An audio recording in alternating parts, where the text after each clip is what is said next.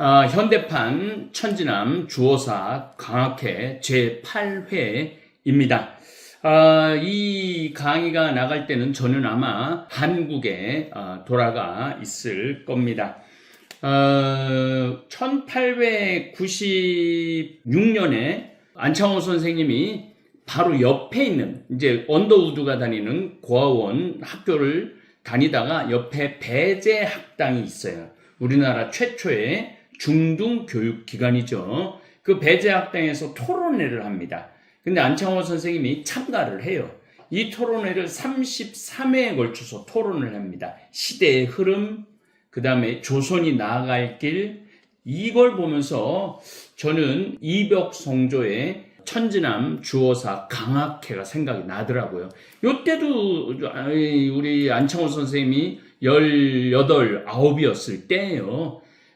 우리 이벽성조는 24살 때였습니다. 1777년, 1778년, 1779년 3년에 걸쳐서 당대 아주 내노라는 집안 자녀들 정약용, 정약전, 그 다음에 정약종, 이가환 이런 사람들이 모여갖고 권철신 이분은 스승이에요. 다 같이 모여갖고 토론회를 했어요.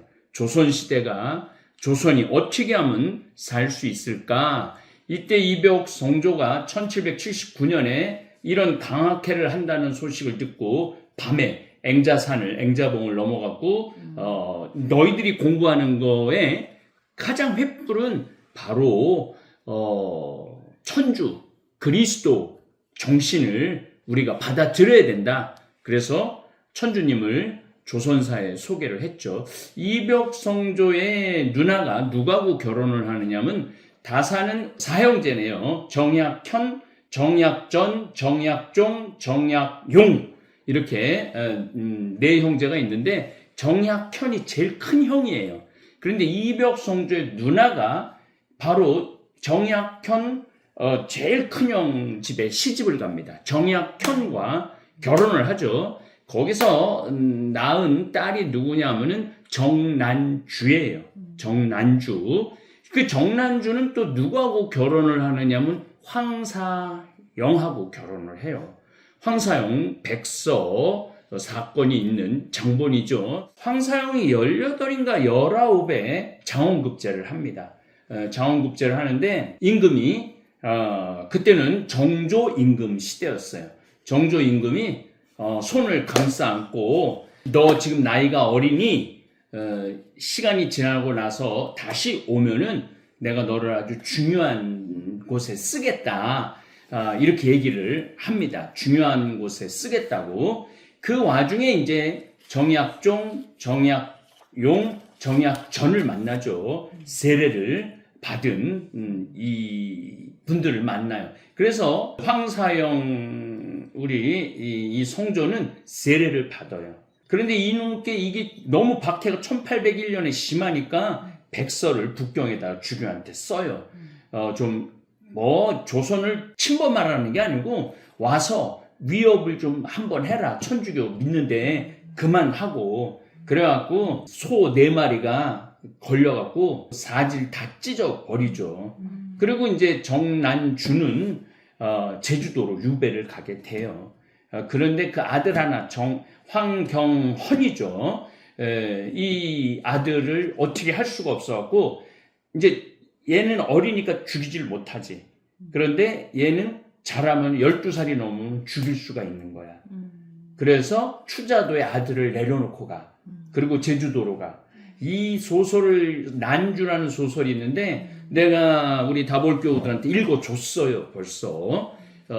정말 우리 신앙인들의 그러한 모습들. 그런데 제가 이 말씀을 드리는 이유는 요때 나이가 다 19, 20, 21, 22, 23, 24 나이야. 요때가. 그럼 우리나라나 지금 젊은 아이들은 지금 그 나이에 무슨 생각, 나라를 구할 생각을 하나, 사회를 변화시킬 생각을 하나. 그래서 나는 사실 15살에 신부가 되겠다고 생각을 하고, 그 어렸을 때 하느님 나라를 온 세상에 전해야 된다. 예수님의 사랑, 예수님의 구원을 온 세상. 15살 그렇게 생각하고 신학교 갔고 지금 이제 어느덧 40년의 세월이 흘렀어. 근데 한 게 별로 없네. 그러고 보니까. 그런데 안창호 선생님은 19살서부터 그렇게 그 연설을 잘하셨대. 그러니까 이분이 내가 보기엔 타고난 분 같아. 1910년, 이제 1909년 10월 26일 날 안중근 의사가 이토 히로부미를 저격을 하죠. 그때 또 끌려 들어가요. 그때 또 끌려 들어가고 취조를 받죠. 그리고 1912년에는 공립협회 그 단원이지 105명이 끌려 들어가. 그때도 또 끌려 들어가셔. 그래서 총 4번의 초옥이 되셔요. 1910년에는 조선에 있을 수가 없어서 또 그때 이제 만주로 올라가서 농사를 져요. 봉밀산 개척 프로젝트를 해요. 안창호 선생님에게 놀라운 건 뭐냐면은 돈을 많이 모아요. 독립자금. 돈이 있어야 된다 이거야. 그래야지 총도 사고 포도 사고 이 군인도 양성할 수 있다. 그래서 안창호 선생님이 미국으로 돌아가셔갖고 그 리버사이드에 있는 사람들 또 샌프란시스코에 있는 사람들한테 우리 국가를 이제 세워. 그러니까 자유민주공화국을 세워. 그러면서 우리가 이 나라를 구하기 위해서는 세금을 내야 된다. 그래갖고 미국 리버사이드하고 샌프란시스코 사람들이 제일 먼저 세금을 내. 1년에 $5 정도. 그러니까 10분의 1을 세금으로 냈던 거야. 국가 독립자금으로. 그러니까 리버사이드에 마하트마 간디 동상이 있고, 그 다음에 마틴 루터 킹 목사님 동상이 있고, 안창호 선생님 동상이 같이 있는 거야. 그만큼 리버사이드에서는 안창호 선생님이 굉장히 높게 사고, 내가 안창호 선생님 가족 생가도 가고, 또 여기에 안창호 선생님 우체국도 있어. 한인타운 안에. 그 다음에 안창호 선생님 도로도 있어. 리버사이드에도 내가 안창호 도로 있는 걸로 알고 있어. 리버사이드도. 그리고 11월 9일이 안창호의 날이야. 미국에서. 2018년에 시작됐어. 그러니까 외국인을 그렇게 기념한다는 거는 그 영향력이 미국에서는 굉장한 영향력을 갖고 계시지. 그래서 이 봉밀산이 만주하고 러시아하고 소련하고, 그때는 소련이었지, 소련하고 중국하고 국경에 걸쳐 있어. 거기 가서도 학교를 세우셔. 학교를 굉장히 많이 세우셔. 학교를 세우시고 농사를 짓게 해. 일단 돈이 있어야고 먹고 살아야 된다 이거야. 그래서 안창호 선생은 교육, 이걸 굉장히 중요하게 여기셔. 가는 데마다 학교를 세우시니까. 학교가 중요해. 그리고 독립운동을 한 사람들이 대부분이 미국 가서 공부한 사람들이야. 1902년부터 1910년 6.1준이 서유 견문을 쓴 것도 미국에 와서 이 문화를 보고, 야, 우리 조선은 지금 뭐 하고 있는 거야? 그리고 그걸 쓴 거야. 그래서 그런 교육, 그리고 신문을, 언론을 굉장히 중요하게 여기셨어. 정보를 공유해야 된다는 거야. 이게 1910년대 이 난분이, 그러니까 이분이 1902년에 미국에 와서 보고 배운 게 너무나 많은 거야. 그래서 나는 아주 젊었을 때부터 교회에 이런 걸 많이 주장해서 주교님을 찾아가면은 유럽으로 보내면 안 됩니다. 유학을. 유럽으로 보내면 안 됩니다. 미국으로 보내야 됩니다. 왜냐하면 모든 정보는 영어로 다 나오는데, 모든 문화를 이끌고 가고, 예술도 유럽이 이끌고 가는 게 아니야. 사실 미국이 이끌고 가는 거야, 예술도. 미국으로 가야 됩니다. 미국으로 보내야 됩니다. 근데 우리가 못 보냈던 이유가 있어. 돈이 없었어. 유학비가 너무 많이 들으니까. 근데 내가 지금 샌 버나디노를 추진하는 여러 가지 이유 중에 하나가 뭐냐면은, 우리 신학생 때나 신부 때 여기 와서 영어도 배우고 공부를 해야 된다는 거야. 그래서 하여튼 공부를 해야지 뭐가 나오지, 공부를 안 하면은 뭐가 안 돼. 그래서 여기가 습지 지역이야, 봉밀산 지역이. 그래갖고 여기서 농토를 개척을 하셔. 왜냐? 습지가 많기 때문에 물이 풍부해. 그래서 벼농사를 짓고 굉장히 풍요로운 공간을 만들어 아직도 여기는 조선인들이 살고 있어. 안창호 선생이 해놨기 때문에 대단한 분이신 거야. 그리고 1913년에 안창호 선생님은 흥사단을 재건을 하셔. 1913 흥사단 얘기 많이 들었지? 요 젊은 애들을 교육시키는 거야. 흥할 흥, 선비사. 그러니까 이 선비사에는 젊은이들을 흥하게 만든다. 그래서 얘네들이 나라를 책임질 거다. 그래서 이번에 나도 여기 와갖고 젊은 친구들을 굉장히 많이 만났어. 또 젊은 친구들도 많이 만났고, 뭐 또 이제 한번 모임을 가졌는데, 뭐 자기 친구들 중에 의대 다니는 애들이 많대. 성당 다니면서도 이제 걔네들을 이제 또 만날 거야. 그래서 걔네들 의사 되면은 무조건 아프리카야. 여기 뭐 의사들도 많고 능력 많은 사람들 많은데 애들 여기서 어느 정도 수련하고 의사 훈련 다 받고 나면은 아프리카로 뭐 미래의 교수들이지. 물론 한국도 그런 프로그램을 진행할 계획을 갖고 있어요. 어쨌든 흥사단을 만들면서 안창호 선생님은 북미, 하와이, 멕시코, 만주, 시베리아 이 5군데에 독립협회를 만들어. 그러니까. 그리고 멕시코까지 가서 연설을 하셔. 멕시코까지. 그리고 이제 그 만주에서 다시 미국으로 돌아가야 되겠다. 그래서 만주에서 블라디보스토크 들러서 그 시베리아로 횡단을 해갖고 그 다음에 파리로 가서 파리에서 영국으로 가서 영국에서 다시 워싱턴 이쪽을 거쳐서 샌프란시스코로 도착을 해. 이게 아무것도 아닌 것 같지만 그 시야가 얼마나 넓어지겠어. 파리도 보고 러시아의 어마어마한 땅도 보고 영국도 가서 보고 또 배를 타고 또 미국으로 또 그래서 이분이 안 들른 나라들이 거의 없는 거야. 그 아프리카 빼고는 다 돌아보신 거야. 그러니 이 조선을 생각해 보면은 답답하고 기도 안 차는 거지. 그러면서 기존의 정치인들, 양반들, 이 4대부들을 아주 신랄하게 비난을 많이 하셔. 안창호 선생님께서. 이래서는 조선이 해방될 수 없다. 그리고 흥사단 아이들한테는 뭐라고 그러냐면 너희들이 조국을 지켜야 되면 너희들의 피로 일본을 물들게 하고 잠기게 해라. 어마어마하게 무서운 얘기를 하고 계시지. 하와이도 가서 하와이도 독립자금을 많이 댄 지역이야. 그래서 뭐 외국에 나가면 애국자가 된다고 큰 어려운 이민 생활을 하면서도 돈을 모아 갖고 그래서 안창호 선생님이 안중근 구명 변호 그거 자금도 모아. 안중근 선생 변호 자금도 모아. 그리고 또 이제 내가 얼마 전에도 실시간으로 내놓았지만 1913년에 대한인 국민회라는 거를 창설을 하셔. 근데 이게 굉장히 중요한 게 그동안 이민자들에 대한 어떤 비자 발급이라든가 이런 거 우리가 국가가 없었잖아. 근데 이 단체를 통해서 하나의 대사관 같은 거를 인정을 받아. 그래서 비자를 내주고 이러는 것에 유학생들도 보호하고 이민자들도 보호하는 일까지 하셔. 그러니까 이게 1913년이야. 나라는 1910년에 뺏겼는데 이때부터 바로 독립운동을 시작한 분이 안창호 선생이라는 거지. 그런데 내가 왜 이 옷을 갑자기 입고 나타났느냐면은 거기 이 안창호 선생이 만드는 대한인 국민회를 내가 방문을 했어. 방문을 했는데 그거 민병용이라는 고문께서 이거를 설명을 해주더라고. 근데 이거 굉장한 의미가 있어. 우리가 하와이 갔을 때도 봤고 여러 군데서 봤는데 1942년 12월 6일 날 진주만 공습을 단행을 하지.